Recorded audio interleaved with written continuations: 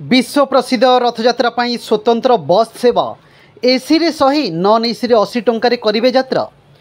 बहु प्रतीक्षित विश्व प्रसिद्ध रथयात्रा रविवार दिन आरंभ होगा जाउची। ए अवसर रे श्रीक्षेत्र धाम को श्रद्धालु सुविधा यातायात पाई स्वतंत्र बस सेवार आरंभ हेबो।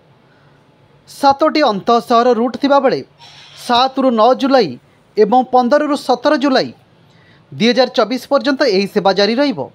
नियमित भाव में यह रूट बस गुड़िक कटक भुवनेश्वर खोर्धा पुरी काकटपुर तालबणिया बस स्टाण्ड पर्यंत चलाचल करिवो। रथयात्रा स्वतंत्र बस एवं यार समय सबू करा जायछि।